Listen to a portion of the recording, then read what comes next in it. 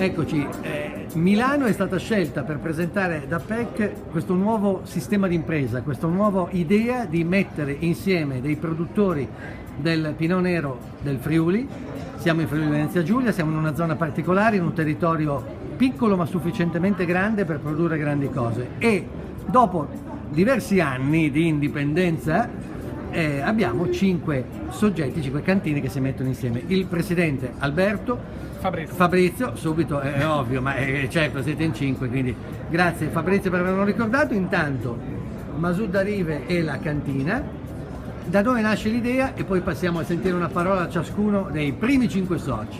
L'idea appunto nasce da questa volontà di esprimere e di far conoscere un territorio che aveva e dà una vocazione per i vini bianchi, farlo conoscere anche per questo vitigno molto importante che noi 5 amici producevamo in maniera singola, come lei ha appena detto.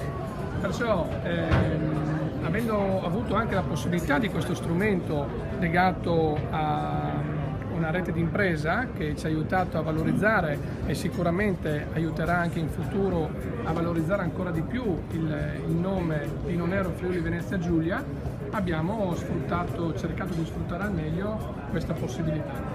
Ecco, e tra i primi 5 amici, come giustamente li hai definiti, una signora è viva, le signore del vino continuano a dare contributo forte. Zorzettig o Zorzettig? Zorzettig. Eccoci. Sì. Perché e con quali obiettivi?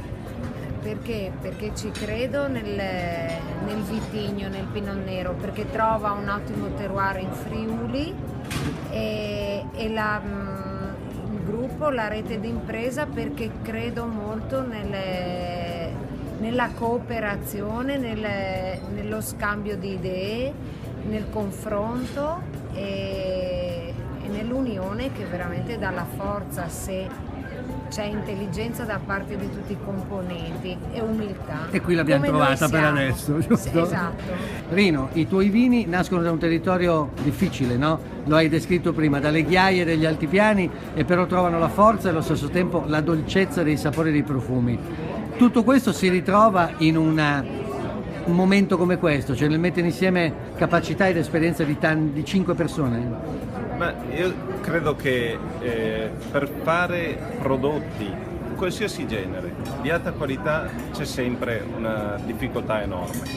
Già farli bene è difficile, cercare di farli al meglio è sempre un'impresa, e quindi un'impresa fare vino buono quando è veramente buono in tutti i territori.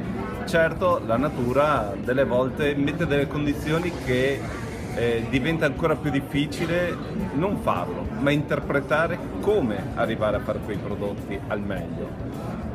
Noi stiamo cercando di farlo nel nostro piccolo, e sicuramente la condivisione delle esperienze con gli altri produttori è un modo per amplificare le nostre conoscenze e ci avvicinerà più facilmente, speriamo, al prodotto migliore. E c'è anche diciamo, l'unione tra cantine giovani come la tua e cantine un po' più d'esperienza, perché la famiglia di Dattenis Maniago è data 1500? A Butrio dal 1585. Ecco, quindi intanto signor Conto Alberto, abbiamo perso il titolo, Alberto.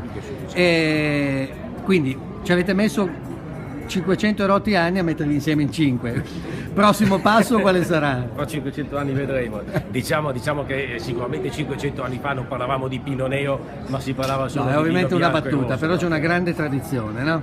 Sì, c'è una grande tradizione che però sul Pinot Nero ci vedeva forse su una visione di un vino giovane, di un vino rosso alla moda un po' del vino bianco friulano, e volevamo fare qualcosa di più, cioè di diverso. Il fatto di mettersi insieme permette di recuperare tempo, scambiandosi opinioni, parere, e questo permette di poter crescere più velocemente. Il gruppo poi è estremamente piacevole, forse non è il termine esatto, perché c'è sintonia, c'è sincerità nelle cose, e secondo me possiamo questo fare è belle un passo cose importante, è un momento bellissimo. Importante. E chiudiamo con Castello di Spessa, siamo con Paolo, grazie Paolo. Voi siete sia cantina che ospitalità, con un relais molto molto bello, Relais Château anche. Sì, Relais Château. E quindi il Pinot Nero ha in Francia qualche concorrente, no? Che cosa caratterizza invece il nostro Pinot Nero, lo chiamo già nostro, rispetto ad altri paesi? Qual è la forza di queste uve e di questa lavorazione del vino? Certamente noi, come dicevano anche i miei colleghi, veniamo fuori da un'esperienza molto importante che sono naturalmente i vini bianchi.